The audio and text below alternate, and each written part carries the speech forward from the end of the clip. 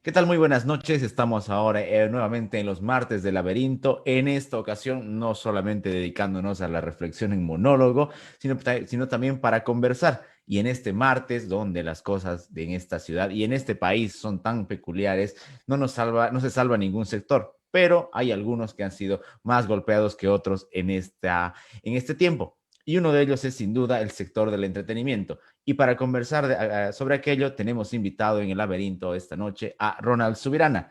Querido Ronald, ¿cómo estás? Bienvenido por primera vez al laberinto. ¿Qué tal, Andrés? Mucho gusto estar acá. Un saludo enorme para toda la gente. Estas semanas, bueno, en realidad toda esta temporada, pero estas últimas semanas con esta nueva restricción, con esta nueva incertidumbre que se viene creando sobre el empresariado en general, pero con mayor especificidad en el tema del entretenimiento, se vuelven a notar las improvisaciones del Estado y de quienes nos gobiernan. Sin duda, como te decía hace rato, es un tema que ha golpeado a todos, pero uno de los sectores que, lo decías el otro día en tu transmisión, primero cerró, inclusive antes de la declaratoria de la cuarentena, que más tardó en reiniciarse, es nuevamente el que vuelve a parar. Y más allá de las cuestiones sanitarias, que de repente son el primer argumento que suele salir por parte de los administradores de la cosa pública, está este otro tema, que es necesitamos algo que aparente que hacemos. Y cerrar el sector Claro. del entretenimiento, ir contra ellos, es una de las primeras cosas que siempre se hace. Sí, bueno, y no es la primera vez, ¿no? El año 2009, cuando hubo, digamos que una pequeña pandemia de influenza, también fue cerrado el sector de entretenimiento por 2 semanas. Solamente se cerró ese sector y se paralizaron las clases. Entonces, es un sector vulnerable, ¿no? Fácil de cerrar, entre comillas, porque, bueno, aparentemente para la mayor parte de las autoridades es un sector que no existe o lo relacionan con algo totalmente diferente a lo que en esencia es, ¿no? Muchos nos relacionan al entretenimiento y siempre, como cuando dicen, se clausuró tales lugares, siempre van ligados incluso hasta con lenocidio. O sea, eh, creo que se tiene una imagen totalmente equivocada de lo que en verdad es el sector y de lo que mueve lenocinios, billares, rocolas, lo cual tampoco es que esté mal, ¿no? Pero no se lo conoce en su real dimensión al sector y es como el primer fusible que vas a quemar o que se quema, eh, muy fácil de hacerlo, lamentablemente, ¿no? Claro que el sector en sí componen muchas familias, miles de familias viven de esto de manera directa e indirecta.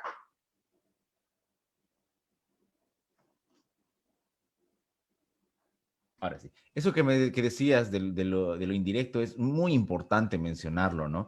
Porque suele ser que en esa costumbre que hay de ver solo lo que está en la superficie, se piensa que primero ese es un negocio completamente frívolo, que es una actividad económica completamente frívola. De hecho, no es casual que los grupos conservadores se alegren cuando hay ley seca. Y no solamente me refiero a pandemias, sino cuando hay elecciones o cuando hay Semana Santa. Eso también seguramente será otro tema de debate. Pero además está esto otro, lo que decías, lo que no se ve, cadenas de gente que trabaja desde vender un chicle, lo que decías en tu transmisión el otro día, taxis, vendedores de hielo, una distribuidoras, licorerías, guardias, meseros, o sea, no está solamente ese afán del empresario de la noche que supuestamente le va siempre bien, que sabemos que no es así, hay un montón de emprendimientos que fracasan, algunos porque es la naturaleza del mercado y otros porque son asediados justamente por el Estado a través de impuestos, regulaciones laborales, que patentes, que licencias, bueno, que toques toda esa carga. Entonces, hay algo más que es lo que la noche muestra, que es el escenario del bar, del boliche, el lugar. Hay toda una cadena económica, inclusive de sustento de familias, que no se mide a la hora de frenar, de ponerles en seco. Y claro, uno podría pensar que buscando cierto equilibrio debería existir controles, operativos qué sé yo, operativos de que se cumplan las medidas de bioseguridad. Pero no hay eso. Lo que hay es primero, una generalización total, que ya decías hace rato, Y además, este afán de ponerle un freno en seco que no mide, como te decía, toda esta cadena de gente que vive de la noche. Sí, por supuesto. Y bueno, el tema es bastante extenso y es terrible. Eh, es terrible el cómo se usa el entretenimiento como para venderse en televisión. Las autoridades hacen sus famosas batidas y tienen mucha cobertura de medios de comunicación. Entonces, sin embargo, yo que también he sido periodista, bueno, que también estudié comunicación social, yo hago o intento por lo menos hacer un análisis del cómo se informa a la población. Y se incurre en un error que no puedes cometer en periodismo, que es la generalización, ¿no? Entonces, por supuesto que en todas las actividades humanas y empresariales hay gente que hace las cosas bien y hay gente que las hace mal, ¿no? Pero no podés utilizar calificativos generales para un sector o como periodista tener juicios de valor eh, totalmente sesgados, lejos de la realidad, para todo un sector, ¿no? De hecho, yo me atrevo a decir que hay incluso una mala utilización de los nombres. Cuando vos lees las declaraciones de la alcaldesa, ella utiliza textualmente la palabra boliches, ¿ya? Pero ¿qué es un boliche? Un boliche es un lugar donde uno juega bolos o un bowling. Eso es un boliche, ¿no?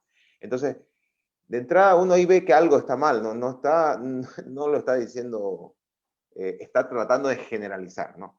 No. Por ejemplo, yo puedo tener una sala de conciertos, que significa que una banda toca en vivo, hay gente sentada en mesas o gente sentada en sillas, disfrutando del espectáculo. Y obviamente, va a ya sea comer o tomar algo, ¿no? Pero eso técnicamente no es un boliche, o sea, el boliche en sí es el bowling, ¿no? Y en Santa Cruz creo que nadie está en contra de los bowlings, ¿no? Porque es un centro de esparcimiento más, digamos. Eh, entonces, ahí tenemos serios problemas de entendimiento, de prejuicio también. Hay mucho, gran parte de la población cree que básicamente los centros de entretenimiento, como uno ve en las películas, no están manejados por un mafioso o algo así. Y eso es totalmente negativo, pero aparte es una violación de los derechos humanos de las personas que trabajan ahí. Y te voy a dar un ejemplo que es muy sencillo, que cualquier persona lo puede entender. ¿Qué pasa, por ejemplo, con los músicos en esta pandemia? ¿No? Desgraciadamente, en un país como el nuestro, se cree que el músico toca por trago, ¿no? Que una ocupación, un hobby, que simplemente está ahí por diversión y que si un día le dicen, usted no va a tocar este fin de semana porque pusimos ley seca, los músicos, porque me incluyo, estamos desesperados porque un fin de semana no vamos a beber, digamos. Se cree que el músico vive del aire o vive de los aplausos, pero no es así. El músico es un trabajador como cualquier otro trabajador, igual de digno que cualquier otro trabajador que ofrece sus servicios a cambio de una retribución económica. Entonces, los músicos los tenemos parados más o menos como 10 meses, de los cuales de esos 10 meses, unos 2 meses han tenido uno que otro contrato privado por ahí con sus honorarios disminuidos también porque, dadas todas las restricciones de horario, por ejemplo, no pueden vender su show de 6 horas, ¿no? Tienen que vender un show más corto de 2 horas, o tienen que cobrar menos porque también la gente no quiere gastar en estos momentos, o, en fin, por N factores. Entonces, tenemos un sector ahí, muchos músicos de todos los géneros musicales, ¿no? Inclusive los mariachi, los músicos de bandas folclóricas, los músicos de rock, en fin. Y nadie se está acordando de ellos, o sea, la gente cree que se vive o que ellos viven del aire, o que es una actividad netamente de entretenimiento, cuando no, cuando yo conozco muchísimos músicos que tienen su familia y que su familia en este momento está sufriendo literalmente porque no hay dinero para llevar carne a la casa, ¿no? O sea, a ese nivel. Entonces, tienen que comer arroz, o sea, una dieta alimenticia totalmente diferente, ¿no? Ese es el gran problema. Y aparte de eso, no existe una estrategia de cuáles van a ser las medidas que vamos a usar para frenar la pandemia. No es nada planificado lo que se hace. Simplemente son acciones que surgen luego de ciertos acontecimientos. Subieron los casos, ya, ok, vamos a hacer tal cosa, ¿no? Por ejemplo, tuvimos como 3 meses más o menos estables en cuanto a la cantidad de casos, que no era mucho, ¿no? Durante esos 3 meses se pudo haber hecho fácilmente, se pudo haber mejorado toda la infraestructura de hospitales, se pudo haber conseguido más personal, en fin, bueno, lo que todos sabemos. Aparte, durante esos 3 meses se pudo haber hecho un control eficiente, hacer un control de los micros, hacer un control de los mercados, de todas las actividades económicas. Pero Ya no no se solo hizo. económicas, incluidas campañas políticas. Correcto, correcto. La principal actividad económica de este país, después del narcotráfico, ¿no? Casualmente las dos más grandes. Eh, entonces, se pudo haber hecho todo esto, pero cuando los casos ya están reventando, recién es como que, ¿ahora qué hacemos? Hagamos algo, ya, frenémoslo en el sector de entretenimiento y quedemos bien. O echémosle la culpa a ellos, sin ninguna base científica, ¿no? Y perdón que pida la base científica, porque aquella persona que no tiene que llevar de comida a su casa, por lo menos digámosle, ¿sabéis qué? Mirá, aquí tenemos este estudio que demuestra que por culpa de ustedes o porque su sector, etcétera, ya se incrementaron los casos. Agarramos a 100 personas que tenían COVID, les preguntamos qué fue lo que hicieron últimamente y bueno, y sacamos estas conclusiones. Pero no, simplemente se los castiga porque literalmente es un castigo para esta familia que no tienen ningún ingreso y punto. A eso me voy con el tema de la estrategia, ¿no? De que no existe una estrategia eficiente no existió nunca una estrategia para poder hacer frente a la pandemia. Y el tema de los controles también. El tema de los controles, hubieron ciertos controles para el sector de entretenimiento, de los cuales yo tengo evidencia fotográfica y videos de cómo se realizan. Y es como que se están preparando para ir a la guerra, ¿no? Tenemos 2 camiones de gendarmes preparados para ir a la guerra, más 2, 3 patrullas de policías. Con todo lo Eh, que eso implica, incluidas extorsiones y demás. exacto, exacto. Y todos llegan en bollo al lugar de la batida. Pero, ¿por qué? Si supongamos, hagamos números, supongamos que tenemos 80 gendarmes y tenemos 20 policías, más, no sé, unos 20 funcionarios del área. ¿Por qué no los dividimos? No los juntamos a todos una sola caravana, los dividimos, y que vayan los funcionarios, lugar por lugar, restaurante, bar, lo que sea, y verifiquen ellos si las condiciones se están cumpliendo. Si no se están cumpliendo, hay que emitir una sanción, hay que presentar se les da pues una sanción en ese momento que se tiene que firmar y que se tiene que pagar después, o puede ameritar la clausura, en fin, bueno, ya eso está estipulado. Pero no es necesario que vayan los 80 a hacer eso, porque esos 80 a mí me parece que es más show que realmente una estrategia o haber pensado en la logística, cómo las movemos a las 80 personas. Además, 80 personas yendo lugar por lugar se van a tardar muchísimo más que mandando 4 personas a diferentes lugares, ¿no? Entonces, ahí tenemos mucha tela para cortar, y lamentablemente las autoridades pues no lo hicieron en su momento, ¿no? En esos 3 meses no hubo nada. Y después, cuando ya las papas quemaron, recién comenzaron. Hay un concepto que a mí a ver, más allá del tema del entretenimiento en el que estamos, en general a mí me perturba en el lenguaje de toda esta burocracia pandémica, que es el tema de lo esencial. Porque fíjate Correcto. cómo se dice, ¿no? Van a funcionar solamente lo esencial. Bueno, desde un contexto social, del funcionamiento, ¿qué puede ser? Mercados, hospitales, ok. pero lo esencial para el trabajador es su fuente de trabajo. No le puedes decir a un peluquero que no es esencial Su trabajo, trabajar. correcto. A un comerciante no le puedes decir que no es esencial. O sea, no es esencial para el funcionamiento que exista una sala de conciertos, sí, pero para el que la tiene y para el que tiene deudas, inversiones, cargas tributarias, laborales, sí es esencial. O sea, que más allá de la medida de salubridad, hay un concepto de acá. Porque resulta que la burocracia sí es esencial, que las colas en el SER son ultra esenciales, que las colas del CEGIP son ultra necesarias. Entonces, ahí se juega un espacio no solamente de salud, no solamente económico, no solamente político, sino también de una suerte de superioridad moral que muchísimo daño le hace al sector y a la ciudad y país en general. Es terrible, porque vos bien lo decís, ¿no? O sea, para cada persona su trabajo es esencial y es esencial para sí mismo y para su familia o para su entorno más cercano.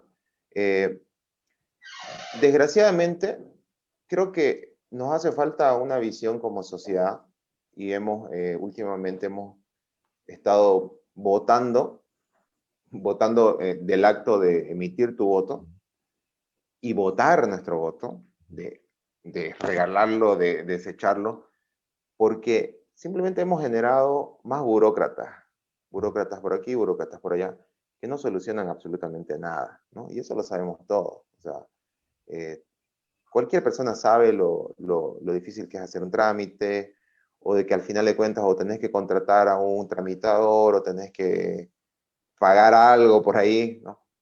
Y eso realmente no es esencial. Eso sí que no es esencial. Porque si fuera eficiente el trabajo de todos estos burócratas, pues necesitarían mucho menos trabajadores, ¿no? Muchísimo menos. Yo calculo que solamente un 20% del aparato estatal en los 3 niveles de Estado realmente es esencial para esas labores. El resto simplemente es un relleno, este trabajó en la campaña, no tengo cómo pagarle, le doy un puesto y además él de su sueldo me va a dar una parte para que yo me siga siendo más rico y en fin.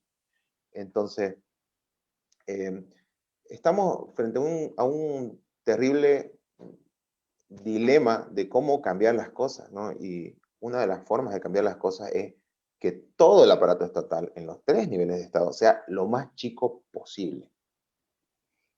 Realmente ahí vamos a poder caminar mejor, hacer las cosas mejor, vamos a poder ser más eficientes.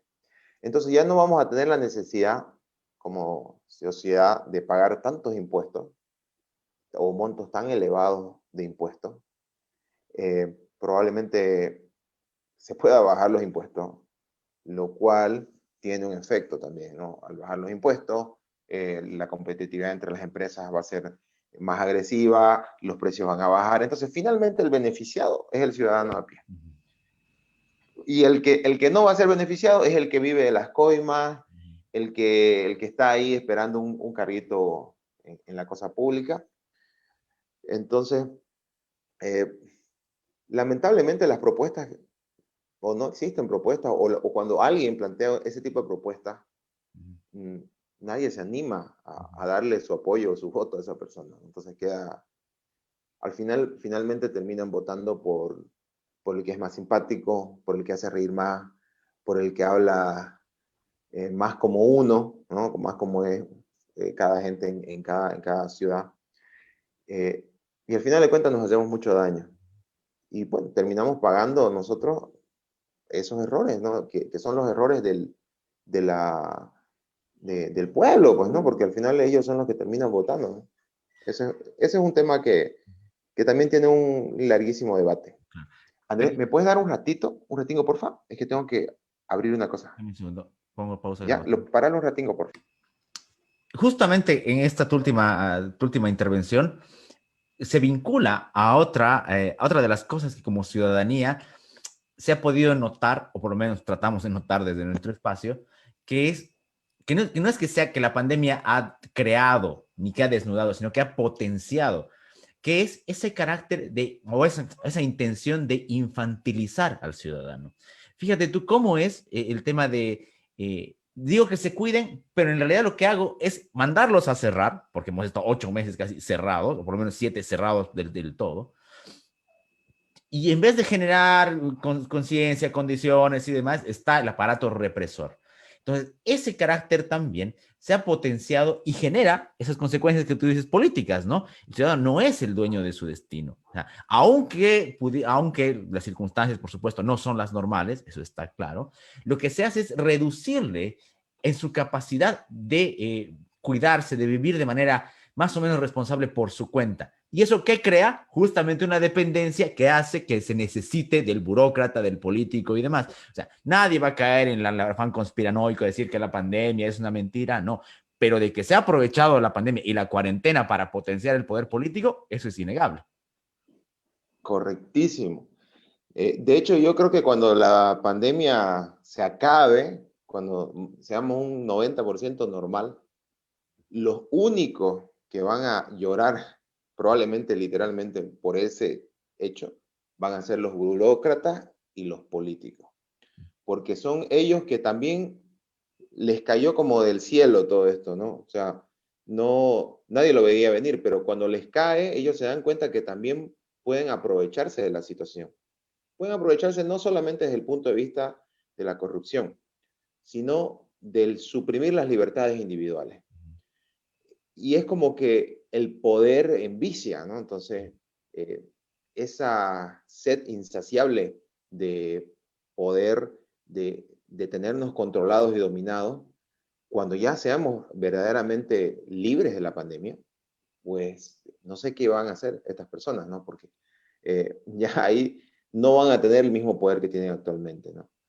Además, yo pienso que muchas personas se dieron cuenta recién, producto de la pandemia, que verdaderamente no somos libres, porque no somos libres. Si fuéramos libres, no tuviéramos tantas restricciones. O sea, cuando nos iban liberando de las restricciones era como un alivio, es como al fin. Pero la libertad como tal, como concepto, no se ha aplicado ni se aplica en este momento. Y tampoco es una cuestión de decir, bueno, le vamos a dar el poder a esta persona porque lo merece, porque es la mejor, porque es la más sabia, meritocracia. No, no es así. Desgraciadamente en nuestros países se maneja de otra manera, ¿no? De hecho, la autoridad, la líder del municipio o de la ciudad, pues no es una persona que ha recibido el voto popular, pues no, es una persona que el cargo le cayó del cielo y del cual está usando y abusando de él ya desde hace mucho tiempo, ¿no? Entonces, este, la solución al tema siempre va a pasar por el corto plazo, por saber por quién votar, por el que realmente tenga propuestas y si no hace bien las cosas, tener alguna manera de poder cambiar las cosas cuando no han pasado todavía 5 años, o sea, 5 años con una labor ineficiente. Si vos trabajás en una empresa privada, yo te contrato, digamos, para mi empresa, supongamos, yo te voy a dar un periodo de prueba de 3 meses. Si vos en esos 3 meses no me demostrás que no sos competente, pues no voy a firmar contrato con vos.